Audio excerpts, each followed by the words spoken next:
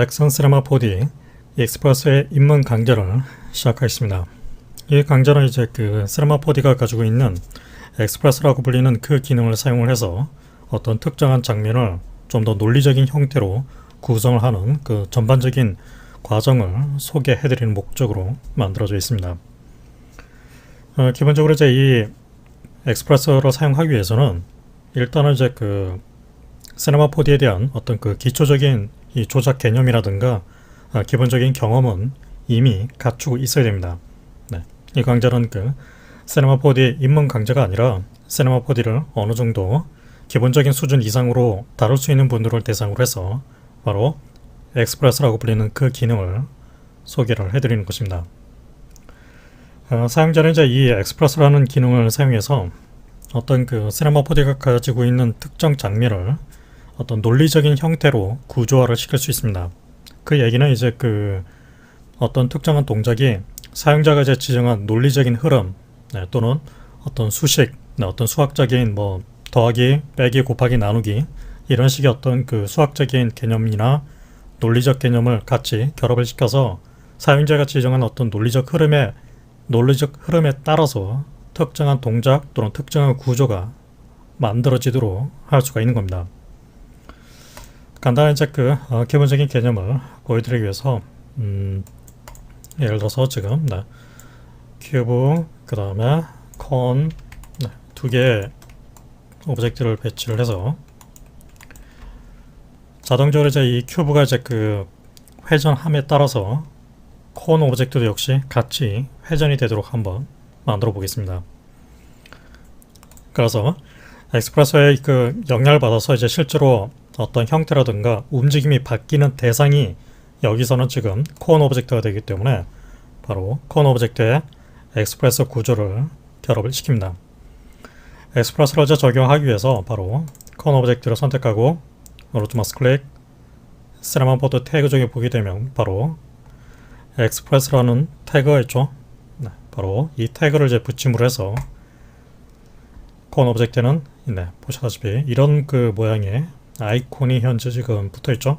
바로 익스프레스 태그가 붙어 있다는 뜻입니다. 그리고 이제 자동적으로 그 익스프레스 구조를 만들어주는 익스프레스 에디터가 나타나게 됩니다. 에디터가 이제 그 화면상에 보이지 않는다 그러면은 바로 여기 있는 이 익스프레스 태그를 더블 클릭을 하게 되면 자동적으로 에디터가 나타나게 됩니다. 아무튼 이제 그 이렇게 익스프레스 에디터가 이제 나타나게 되면은 이 안에서 바로 이제 이 뭐 사용자가 지정한 또는 어떤 특정한 대상에 대한 논리적인 구조를 여기서 만들게 됩니다. 지금 이제 그 논리 구조상 봤을 때 제가 원하는 것이 바로 이 큐브 오브젝트가 이제 회전함에 따라서 자동적으로 콘 오브젝트도 회전하길 바랍니다. 그래서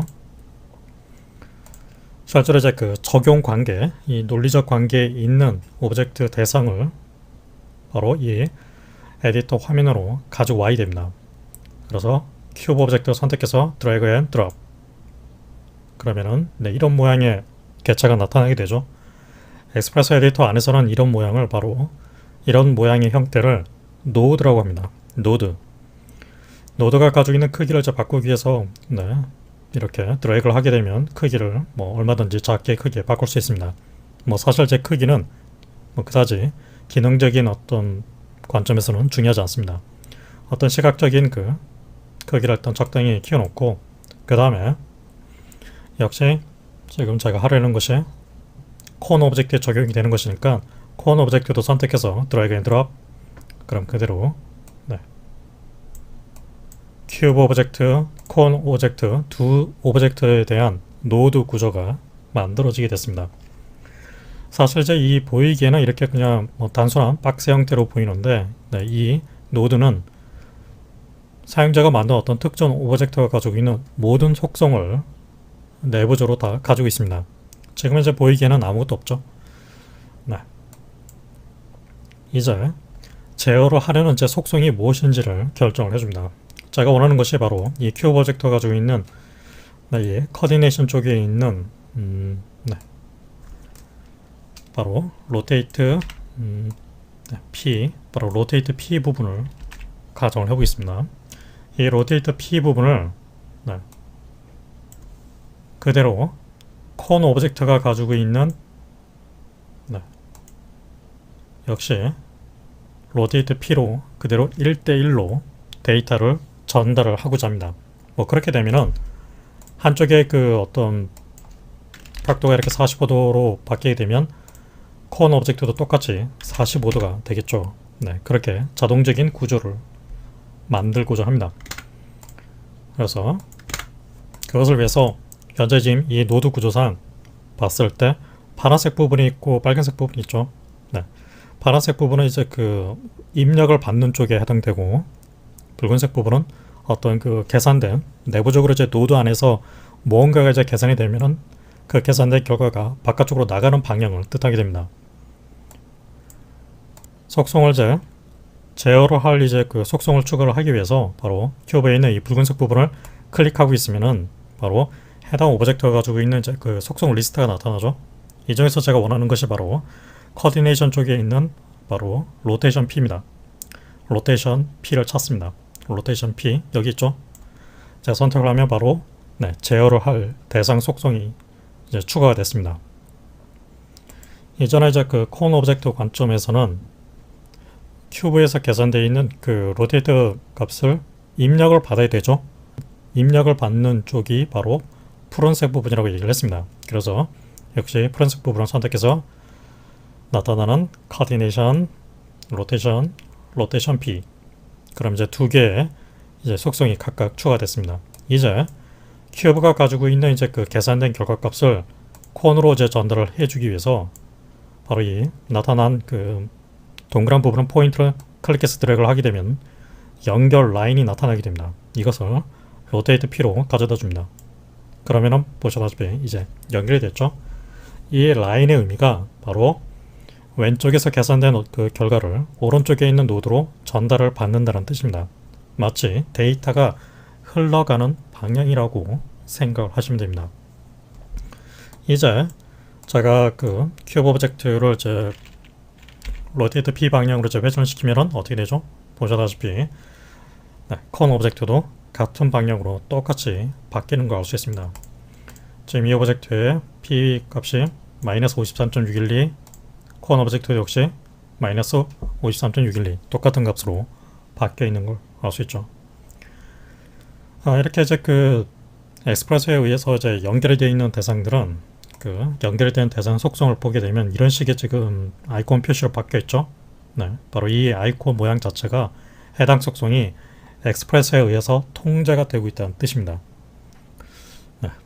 다시 한번 연습 삼아서 똑같이 로테이트 H, B에 대해서도 적용을 해주겠습니다. 다시 이 부분을 클릭해서 코디네이션, 로테이션, H 또 B 똑같이 콘 쪽에서도 로테이션 H, B 이제 세 개를 추가를 했죠. 각각 H는 H끼리, B는 B끼리 연결을 해줍니다. 그러면 이제 큐브로 이제 어느 방향으로 이제 회전을 해도 똑같이 콘 오브젝트가 따라서 회전을 하게 되겠죠. 알 수 있습니다.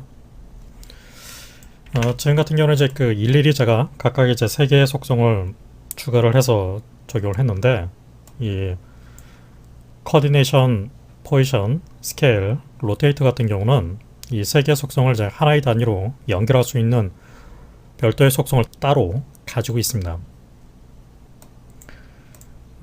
연결 관계를 끊어버리죠. 클릭을 하게 되면 연결될 라인이 끊어지게 됩니다. 이제 연결 관계가 끊어졌기 때문에 회전을 해도 아무런 영향이 나타나지 않게 되죠.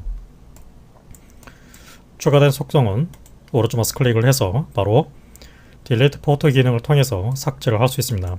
딜리트 포트, 오른쪽 마우스 클릭, 딜리트 포트,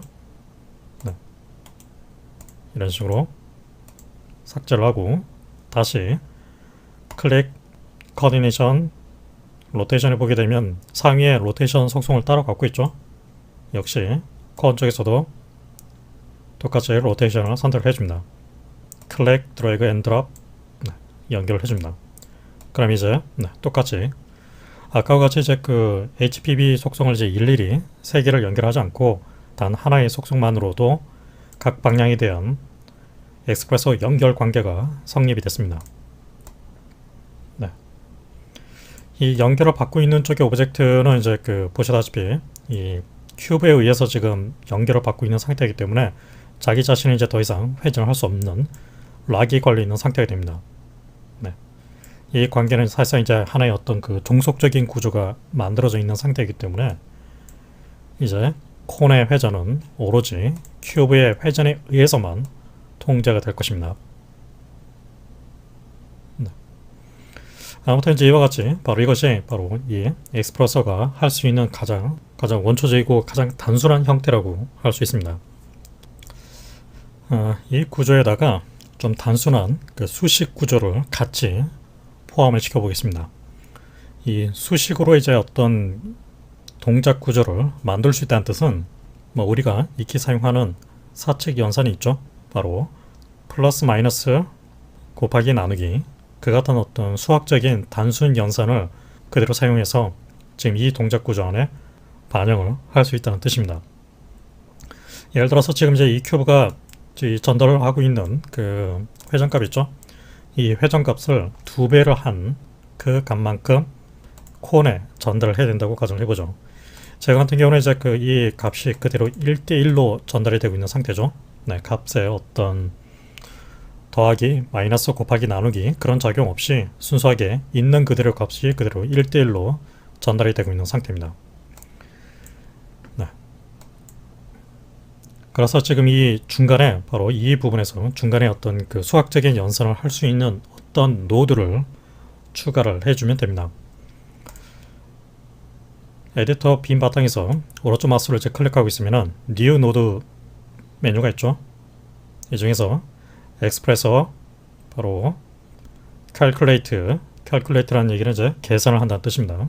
엑스프레서에 있는 계산 기능 중에서 바로 math라고 불리는 기능을 선택을 해줍니다. 그러면은 이 노드가 하는 역할은 지금 인풋이 두 개가 있죠.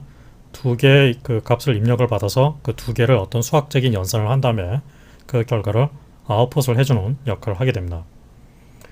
그래서 지금 바로 이 매스 노드를 제가 선택을 하게 되면 인터랙티브 에디터 화면상에 보면은 이 매스 노드가 어떤 역할을 할 것인지 그 세부적인 속성이 나와 있죠. 노드 쪽 부분을 보게 되면은 데이터 타입이 리얼로 되어 있습니다. 그 리얼이라는 얘기는 실수값을 처리한다는 뜻입니다. 인티저는 정수란 뜻입니다. 정수, 실수, 뭐 나머지 부분들은 뭐 필요한 케이스가 나타나게 되면 그때 가서 이렇게 하도록 하고 일단은 정수, 실수 두 개의 이제 수치 데이터가 있다는 걸 기억을 해 두십시오.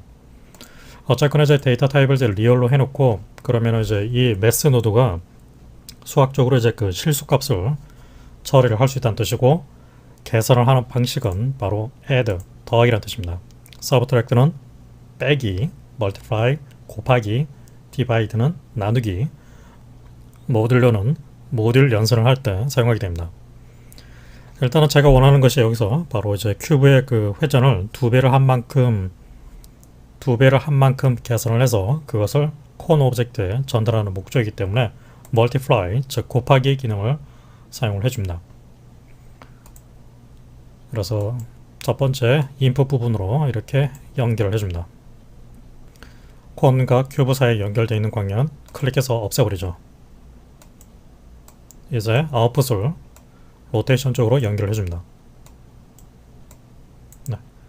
지금 보게 되면 이제 그 계산의 전체적인 흐름을 봤을 때 보게 되면은 큐브에서 이제 만들어진 그 로테이션이 이 매스 노드에 의해서 어떤 수학적인 계산을 하겠죠. 계산을 한 다음에 그 계산된 결과값을 콘의 로테이션으로 전달을 하고 있습니다. 지금 이 매스 멀티플라이가 가지고 있는 파라미터 쪽으로 이동을 해보면 인풋 2가 가지고 있는 값은 제로로 되어 있죠. 그 얘기는 인풋 1, 인풋 2, 즉 현재 이 큐브가 가지고 있는 로테이션 값을 일단 0, 0, 0 해놓고 P 부분에 대해서 45도로 바꿔놓겠습니다. 그러면은 지금 이 45도라는 그 값이 큐브 안에서 만들어져 있는 상태고 그 값이 매스 멀티플라이 노드로 전달이 됩니다. 인풋 1으로 전달이 되고 있는 상태죠. 그 45도라는 값이 인풋 2의 0과 곱해지게 됩니다. 따라서 이제 그 45도 곱하기 0이니까 사실상 보시다시피 제로가 된다는 걸 알 수 있습니다. 이것을 1로 바꿔보죠.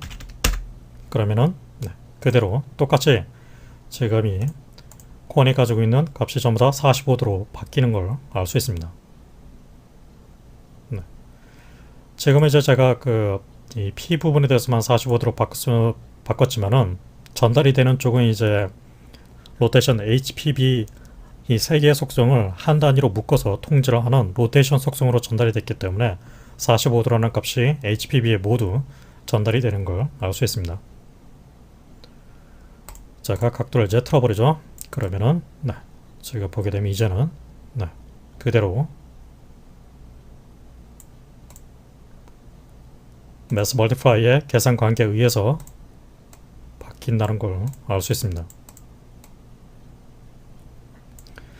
연결 관계를 다시 끊어놓고 계산 결과를 인풋2의 값을 이제 2로 바꿉니다. 그러면 현재 이 로테이션 값 바로 콘이 가지고 있는 이 현재 로테이션 값이 곱하기 2를 한 상태만큼 전달이 되겠죠. 다시 연결해줍니다. 값을 명확하게 확인을 해보기 위해서 전부 다 45, 45로 바꿔놓죠. 그러면 이제 각각의 로테이트 HPB가 가지고 있는 45도 곱하기 2, 인풋가 가지고 있는 2라는 값으로 곱한 다음에 콘 쪽으로 전달을 해줘야 되겠죠. 그래서 현재 콘이 가지고 있는 값을 보게 되면 곱하기 2를 한 상태가 HPB 값에 그대로 전달이 되어 있는 것을 알 수 있습니다.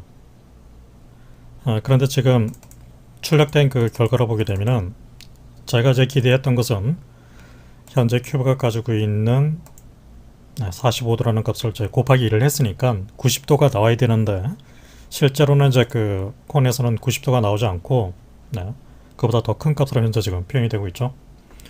사실 이제 아까 제가 이 추가를 했던 이 로테이션이라는 속성이 아까 얘기한 대로 로테이션 HPB 3개의 속성을 한꺼번에 다루는 목적으로 사용되는 단일 속성이라고 얘기를 했습니다.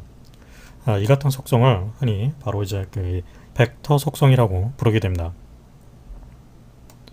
매스 멀티플라이 쪽에 보게 되면은 노드가 가지고 있는 데이터 타입을 보게 되면 제가 지금 실수 타입인 리얼로 선택을 해놨습니다. 그런데 데이터 타입 중에 보게 되면 바로 리얼 아래에 벡터라고 불리는 게 있죠. 이와 같이 여러분들이 이제 그 엑스프레스로 이제 그 제어를 하는 그 속성이 단순 수치라든가 단순 정수인 경우에는 인티저나 리얼로 해주시면 되지만 XYZ, 로테이션 HPB, 또 스케일 XYZ 이런 식으로 3개 또는 이제 2개의 속성을 하나의 단위로 통제를 하는 벡터 형태로 되어 있을 때는 데이터 타입을 벡터로 바꿔줘야 됩니다. 자, 벡터로 바꿔서 파라미터에 있는 이 값을 2로 전부 다 바꿔놓죠. 그러면 이제 콘이 가지고 있는 값은 제가 기대한 대로 90도로 만들어져 있는 상태입니다. 다시 곱하기 3 결과로 보게 되면 135도 45도 곱하기 3을 한 135도가 정확하게 표현이 된 걸 알 수 있습니다. 아무튼 이제 이와 같이 중간에 어떤 그 수학적인 연산을 해주는 이런 노드를 삽입을 해서 단순 데이터를만을 그냥 전달해 주는 게 아니라 사용자가 어떤 특정한 논리를 집어넣어서 그것에 의해서 통제가 되도록 할 수 있다는 걸 확인을 했습니다. 바로 이와 같은 이제 그 단순한 예제를 통해서 우리가 알 수 있는 점은 보통 이제 일반적인 이런 그 구조를 만들기 위해서는 사실상 이제 그 엑스프레서를 사용하지 않고 이런 자동화된 구조를 만들기가 쉽지는 않죠. 뭐 아예 불가능한 것은 아니겠지만 엑스프레서를 이용한다면은 이 같은 어떤 논리적인 구조, 수학적인 구조 또는 그 이상을 넘어서서 조금은 이제 그 복잡한 동작 조건을 갖고 있는 장면을 비교적 손쉽게 구현을 해낼 수가 있습니다. 네, 연습 삼아서 이제 다른 구조로 한번 만들어 보겠습니다. 지금 두 오브젝트는 그냥 삭제를 해버리고 스피어를 생성을 해서 카피, 이름을 볼 A, 두 번째는 볼 B로 바꿔놓겠습니다. 재질을 이제 생성을 해서 한쪽은 이제 붉은색으로 적용을 해주겠습니다. 역시 재질을 카피를 해서 이 재질은 푸른색으로 바꿔놓죠. A 오브젝트를 떨어뜨려서 역시 이제 B 오브젝트에 대해서 express 태그를 넣어주도록 하겠습니다. A 오브젝트 클릭 드래그 앤 드롭, B 오브젝트 클릭 드래그 앤 드롭. 기본적으로 이제 이 엑스프레소 에디터 화면상에서 다른 이 모델 뷰에서 했던 것처럼 Alt 키를 조합해서 Alt 키를 누른 상태에서 마우스 가운데 버튼을 클릭 드래그를 하게 되면 이렇게 패닝을 할 수 있습니다. 화면을 이동하고 또 Alt 오른쪽 마우스를 클릭 좌우로 하게 되면 줌인 줌아웃 확대를 할 수 있습니다.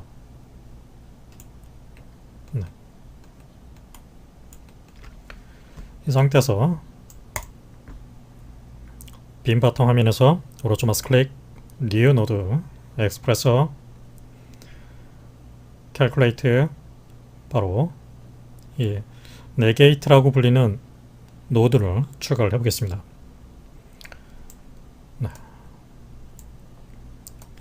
이 네게이트 노드는 인풋을 받은 특정한 값을 반대 부호로 바꿔서 출력을 해주게 됩니다. 가령 예를 들어서 이제 입력을 받은 값이 플러스 2라고 하게 되면 출력이 되는 값은 마이너스 2로 부호가 바뀌어서 만들어지게 됩니다. 그래서 현재 지금 이 볼이 가지고 있는 볼 오브젝트에 클릭, 코디네이션, 이번에는 포지션 속성을 추가를 해주겠습니다. 포지션을 인풋으로 연결을 해주고 역시 볼 B가 가지고 있는 입력 부분에서 클릭, 코디네이션, 포지션, 아웃풋을 포지션으로 연결을 해줍니다. 이렇게 되면 이제 현재 이 볼 오브젝트가 어떤 포지션 x, y, z 값을 가지고 있겠죠. 그 위치 값을 네게이트 반대로 뒤집어서 볼 오브젝트로 전달을 해주게 될 겁니다. 그래서 지금 이제 제가 볼 A 오브젝트를 선택해서 이동을 하게 되면 보시다시피 이 볼 B 오브젝트는 항상 반대 방향으로 움직인다는 걸 알 수 있습니다.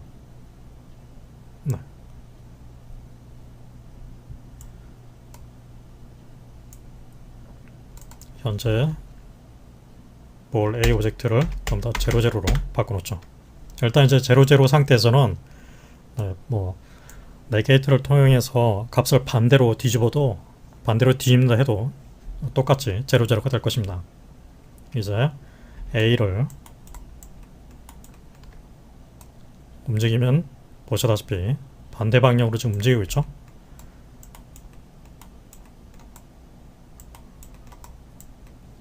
그런데 지금 이제 이 네게이트가 이제 처리를 하는 데이터 타입을 보게 되면 뭘로 되어 있죠? 리얼로 되어 있죠. 단일 수치 속성인 경우에는 리얼 속성을 사용을 해줘도 되지만 제가 지금 처리하는 것은 포지션 x, y, z 이 세 개가 하나의 단위로 묶여있는 벡터 타입입니다. 그래서 데이터 타입을 리얼이 아닌 벡터로 바꿔줍니다. 그럼 이제 정확하게 마치 거울 방향으로 움직이는 그런 상태가 만들어지는 걸 알 수 있습니다. 항상 볼 B 오브젝트는 볼 A 오브젝트의 반대 방향으로만 움직이게 됩니다.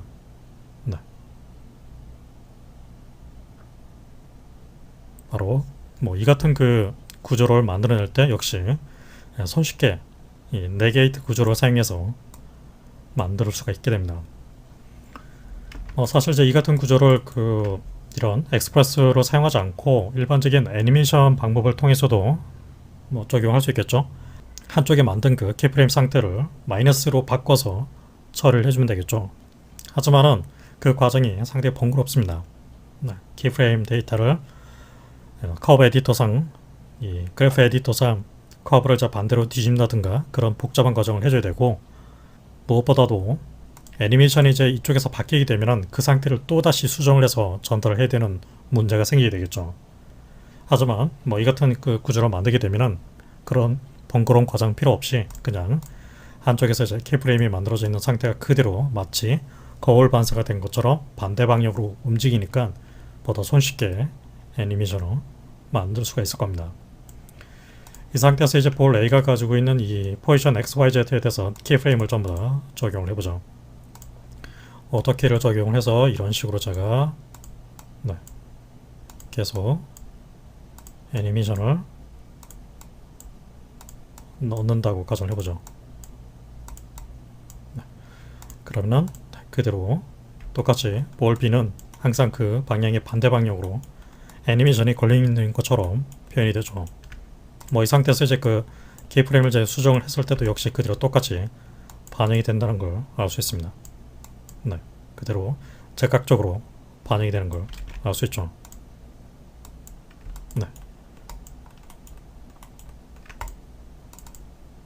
바로 역시 엑스프레소 구조로 만들었을 때 얻을 수 있는 이점이 무엇인지 분명하게 알 수 있습니다.